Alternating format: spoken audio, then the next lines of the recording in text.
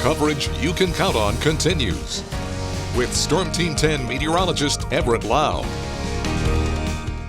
Good evening. It's going to be another cold night in the Wabash Valley. That's after some sunshine earlier today. A cold day overall. This is at Old Mill Dam Park. News 10 photojournalist Megan Schrader shot this video for us. You can see the water still flowing, but on the edges some frozen water, unsurprisingly, because we've had temperatures down below freezing. Actually today, highs didn't even make it above freezing. We only made it to 31 here in Terre Haute, and now we're sliding back into the 20s and the upper teens in a few spots. It's 19 in Paris, 18 in Rockville, 23 in Terre Haute. It's 25 down in Vincennes, 24 for Olney, and Robinson's currently at 20 degrees.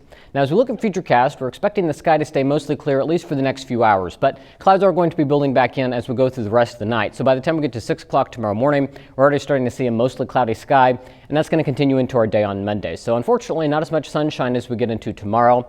Temperatures are just going to be slightly warmer. We'll top out around 33 degrees, so some areas making it back above the freezing mark, but it's not going to be as breezy tomorrow. So that'll be one little highlight for us. And that cloud cover is going to hold strong as we go into Monday night. And we also can't rule out the possibility of a few flurries, especially as we get into the overnight hours tomorrow. Now, a lot of our attention this week is going to be focused on a late week storm system that's going to impact a good chunk of the Great Lakes region. And we're still waiting to have this storm come on shore. So we're still tracking this low pressure system, and there's multiple tracks this could take. So we can illustrate some of those, and depending on where it goes, that's going to depend on the impacts and where those are in the Wabash Valley. So wherever this ends up going, the heaviest snow is going to be on the northwest side of the track. And if you're to the southeast of the track, there's a better chance for some rain, which would obviously cut back on those totals. So again, depending on where this goes, that's going to depend on the axis of where we see some of those heavier accumulations.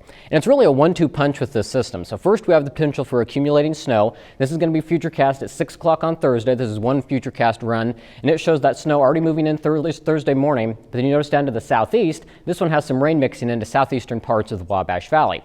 We advance this through going into Thursday night. We still see some snow wrapping around. Eventually, the cold air will filter in, changing this over to snow. It just depends on exactly where the system tracks, to how far that warm air is, or how slow that cold air advances. So as we get into Friday morning, still tracking snow across the Wabash Valley, and it's going to be windy as we get into the day on Friday. So any snow that does fall is going to be blowing around, and it's going to be turning much colder. So here's our temperature trend as we go towards the weekend. Look at this, highs on Friday and Saturday, only in the single digits. Even on Christmas, looking at a high of 14 degrees, and wind chills easily could be 15 to 20 degrees below zero, because we could see wind gusts as high as 40 miles per hour as we get into the day on Friday. So some forecast notes for you. There will be some impacts to early Christmas travel across the Midwest.